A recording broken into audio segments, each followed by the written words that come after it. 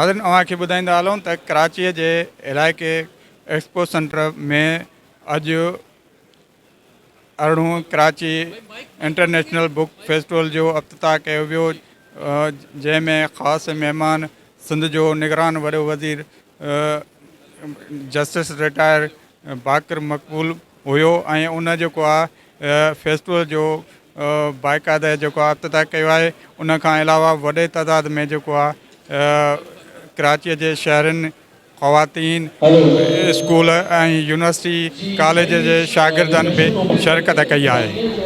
यहाँ मुझे आके बहुत खुशी हुई जो मैंने बच्चियों को देखा कि वो कसीर तादाद में थे और बहुत दिलचस्पी से किताबों का मुताला कर रहे थे और उन किताबों को देख रहे थे। और आपकी मुश्किलात का भी अंदाज़ा है। यकीनन किताब पढ़ने का रुझान भी कम हो रहा है, किताब की कीमत भी बढ़ रही है और हमारे यहाँ जो अखबार कागज़ात की कमी है, कागज़ की जो कमी है, उससे भी आपका काम मुतासिर हो रहा है। यकीनन कोशिश ये होनी चाहिए कि कागज़ की ड्यूटी कम की जाए और आप लोगों के लिए मज़ीद सहूलियात बहम पहुँचाई जाएँ। मैं भी जो इस सिलसिले में कर सका मैं ज़रूर करूँगा, क्योंकि ये फेडरल गवर्नमेंट का सब्जेक्ट है। बहरहाल सिंध गवर्नमेंट इस सिलसिले में आपसे जो भी ताउन कर सकती है वो ज़रूर करेगी। और फिर मैं यही अर्ज़ करूँगा, यहाँ इंतहाई खुशी हुई है, मुझे मुसर्रत हुई है और इतने बड़े बड़े मुक़र्ररीन के बाद बड़ी हिम्मत की बात है दो लफ्ज़ भी कहना। बहरहाल मैं मजबूर था कुछ ना कुछ बोलने के लिए, तो आप लोगों का बहुत शुक्रिया और फिर मैं मुबारकबाद पेश करता हूँ। Thank you very much. अस्सलाम वालेकुम।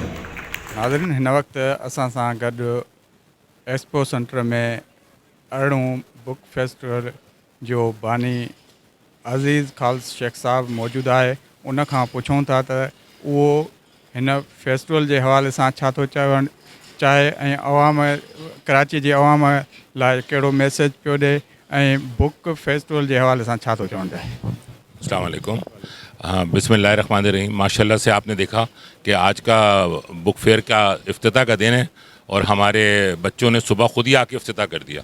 अब माशाल्लाह स्कूल की, कॉलेजेस की, यूनिवर्सिटीज़ की लाइन से और यही मकसद है हमारा कि हम अपने मुल्क के अंदर बुक कल्चर को प्रमोट करें, एजुकेशन को प्रमोट करें, ताकि हमारे बच्चों को अच्छी अच्छी किताबें मिलें और वो इन किताबों को पढ़ के इस मुल्क का मुस्तकबिल संवार सकें। हम एक ऐसी नौजवान नस्ल देखना चाहते हैं इस मुल्क में जो इस मुल्क को आगे लेके जाए।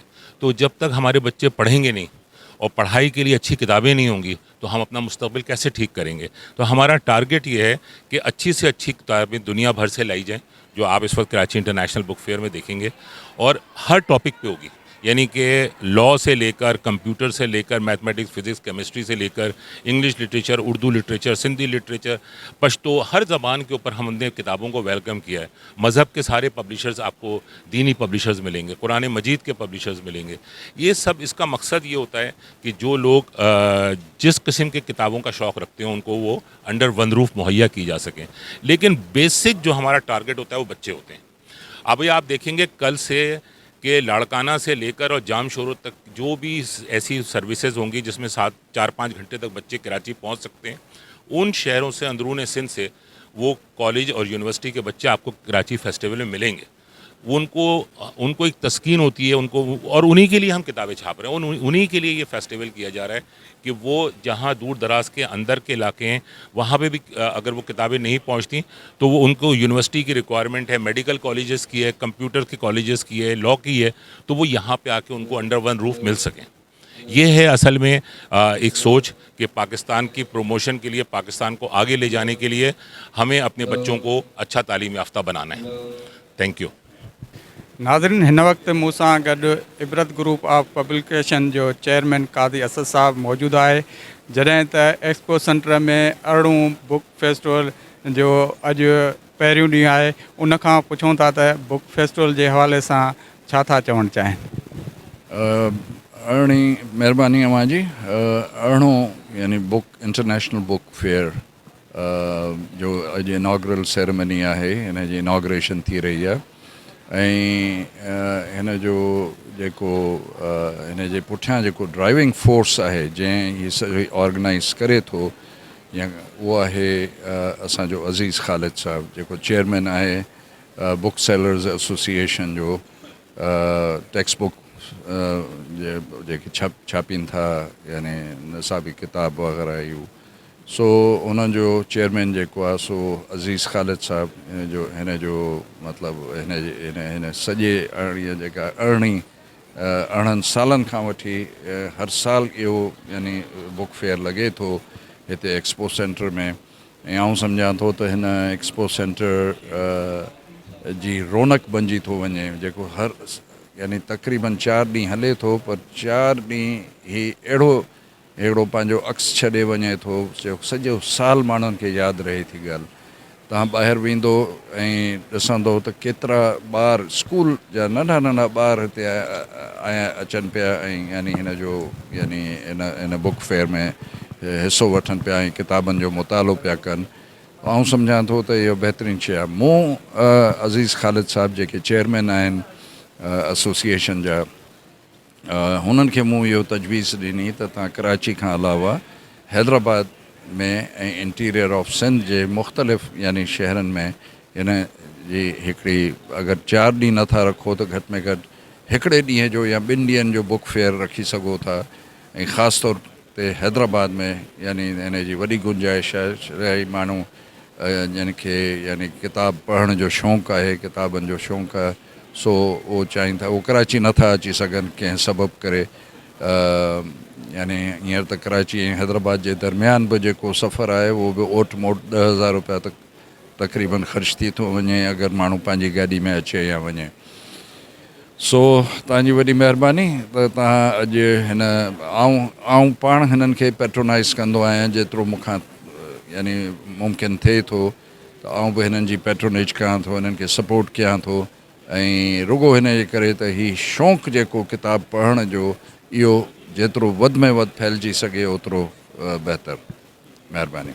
हिन वक़्तु असां सां गॾु सिंध जी वरी राइटर किताबनि जी महक़िक़ अमीना सैद मौजूदु आहे। उनखां पुछूं था त फेस्टिवल जे हवाले सां उहा छा था चवणु चाहे। जी, इससे मैं समझिए कि जब से ये शुरू हुई थी, मैं ख्याल में 2005 में ग़ालिबन, जब से मैं इसके मुलव्विस हूँ, और ये कराची के लिए बहुत एक अहम चीज़ है। ये होनी चाहिए फेस्टिवल, बुक फेयर। आप देखिए कितना माशाल्लाह यहाँ रश होता है। और हमारी जो कोशिश रहती है, अदब फेस्टिवल मैं करती हूँ और लाइटस्टोन पब्लिशर्स जो मेरी कंपनी है इनके ज़रिए, कि हम चाहते हैं कि जो हमारे ऑथर्स हैं कि उनको फ़रोग़ दें, और ख़ास तौर पे जो हमारे बच्चे हैं स्कूल के और पब्लिक के भी लोग, के वो किताबों की तरफ उनमें दिलचस्पी पैदा हो। तो इस चीज़ के लिए लिटरेचर फेस्टिवल्स, बुक फेयर्स बहुत ज़रूरी हैं। और कराची इंटरनेशनल बुक फेयर एक बहुत ज़बरदस्त एक एफ़र्ट है, और माशाल्लाह यहाँ भर भर के लोग आते हैं और किताबें ख़रीदते हैं, यहाँ ऑथर्स से मिलते हैं। और बहुत मुझे खुशी हो रही है कि आज चीफ़ मिनिस्टर साहब भी आ रहे हैं इसको इनॉग्रेट करने से।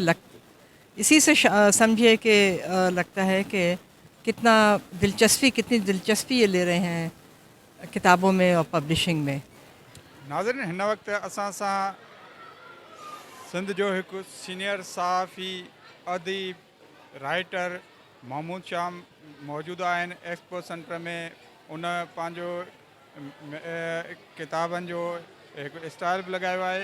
उनखां पुछूं था त हिन एक्सपो सेंटर में अरिड़हं बुक फेस्टिवल के हवाले से छा तो चवण चाहे। हमारा ये मानामा अतराफ़ का भी स्टॉल हर साल लगता है, और यहाँ हमारे हैं 10-12 साल से। तो बच्चे बड़ी तादाद में आते हैं, बड़े लोग भी आते हैं, कोई व्हील चेयर पे आता है, कोई इस तरह से। तो एक किताब से मोहब्बत का रिश्ता नज़र आता है। यहाँ उर्दू की किताबें भी हैं, सिंधी, अंग्रेज़ी, अरबी और पंजाबी वगैरह भी। तो बाहर से भी लोग आते हैं, ये बुक सेलर पंजाब से भी, सिंध के, बलूचिस्तान के।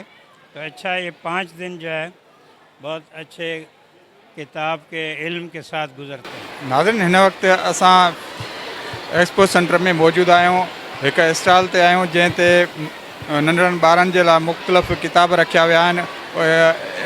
स्टॉल जे मालिक खां पुछूं था त कीअं ख़रीदारी पई हले मार्केट ऐं हिते जेको आहे निमाश जे दौरान।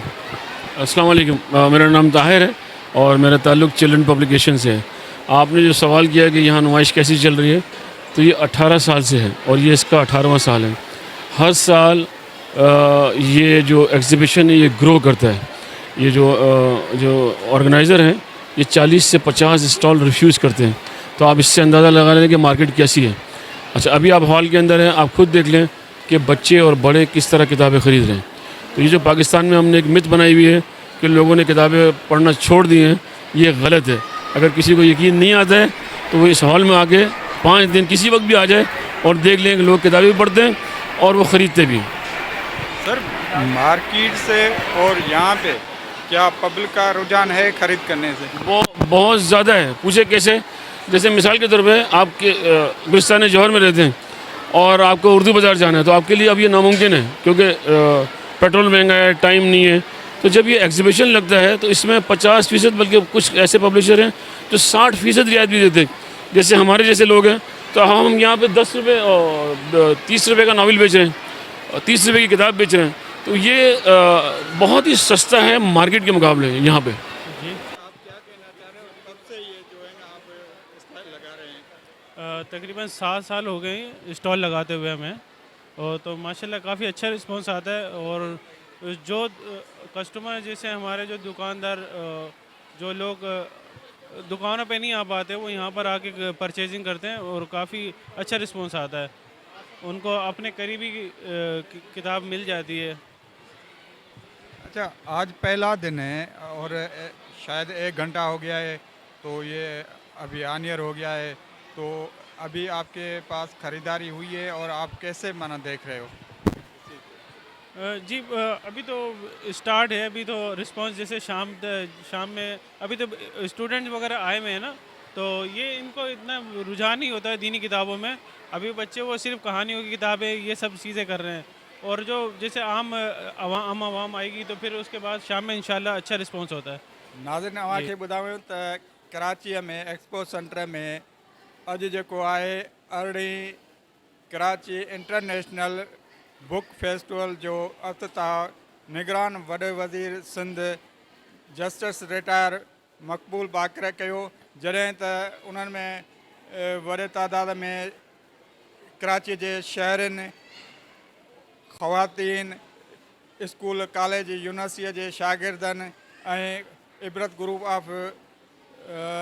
ग्रुप जे चेयरमैन काज़ी असद आबिद ऐं फेस्टिवल जो सरबराह अज़ीज़ ख़ालिद शेख साहब ऐं समेत फैसल सब्ज़वारीअ समेत ॿियनि शिरकत कई ऐं उन्हनि चयो त हीउ जेको आहे मुसलसिल कराचीअ में कराची जे शहरनि जे लाइ वॾो बुक फेस्टिवल आहे, जंहिंमें मुख़्तलिफ़ इदारनि जा छपियल किताब बि हिते रखिया विया आहिनि ऐं तक़रीबन 350 खां वधीक जेके आहिनि स्टॉल हिते लॻाया विया आहिनि।